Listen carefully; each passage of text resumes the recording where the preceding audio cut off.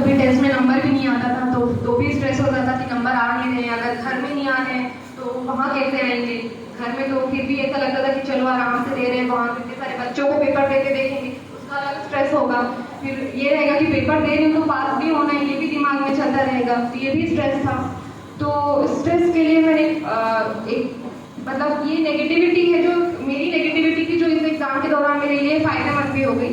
पहला तो ये था कि मैं मार्क्स मेरे लिए शुरू से मतलब मुझे लगता था कि मार्क्स अच्छे आने चाहिए स्कूल कॉलेज में भी। तो जब अगर मैं टेस्ट देती थी ना तो मेरे मार्क्स अगर टेस्ट में अच्छे आते थे तो मुझे मोटिवेशन मिलता था। ये मोटिवेशन मुझे अपने टेस्ट के उससे आते रहे। साथ साथ मैंने ये भी किया कि मैं थोड़ा बीच बीच में ब्रेक लेती रहूँ। तो मैंने थोड़ी बहुत जो किताबें हैं वो भी पढ़ी, जो स्टोरी बुक्स टाइप की, जो जिससे मैं सीख भी सकती हूँ और साथ में मनोरंजन भी हो रहा है। मूवीज़ वगैरह भी देखी, जैसे मैं दिन में पढ़ती थी तो मैं पूरे दिन में ब्रेक नहीं लेती थी, मतलब मैं पढ़ती थी थोड़ा बहुत बीच बीच में ब्रेक लेती थी, लेकिन उस दौरान कुछ नहीं करती थी। तो मैं महीने में एक दिन रखती थी जिस दिन मैं सिर्फ 2 मूवी देखूंगी और पेपर पढ़ूंगी, उसके अलावा उस दिन और कुछ नहीं करूँगी, तो वो मेरा ब्रेक हो जाता। तो ऐसे करके मैं अपने स्ट्रेस को मैनेज करती थी। लेकिन मूवीज़ भी ऐसी देखी मैंने कि जो मैं एग्जाम में यूज़ कर सकूँ, निबंध में हम यूज़ कर सकते हैं। हिस्टोरिकल मूवी जैसे वर्ल्ड वॉर के दौरान जो मूवी बनी है वो बहुत हेल्प हुई।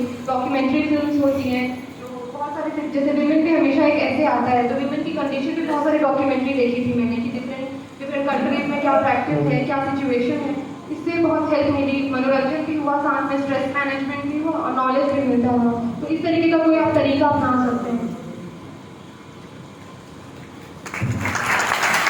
जैसा आपने बताया कि न्यूज़पेपर का बहुत ही ज़्यादा इम्पोर्टेंस है, तो जनरली ये सुनने को मिलता है कि यूपीएससी लोग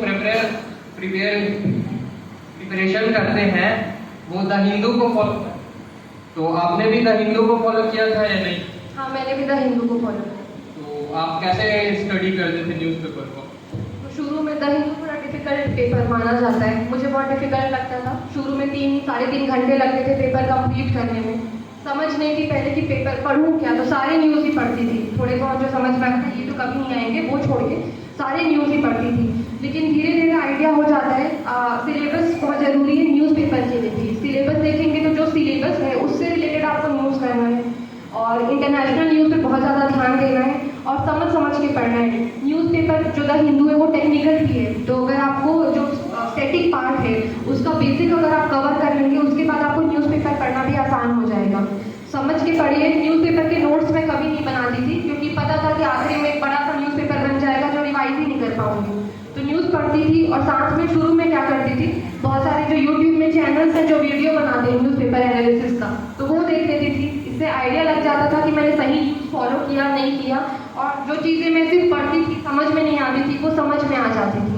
तो ये आप शुरू में आप ये कर सकते हैं कि आप पहले पढ़िए और एनालिसिस देख लीजिए और उससे आपको आइडिया लग जाएगा कि आपने सही समझा है या कम समझा है, तो आप ज़्यादा समझ पाएंगे, अच्छे से समझ पाएंगे। धीरे धीरे 1-2 महीने के टाइम में आपको समझ आ जाएगा कि कैसे आप न्यूज़पेपर पढ़ेंगे, फिर आप सिर्फ आप न्यूज़पेपर पे ध्यान देंगे। नमस्कार।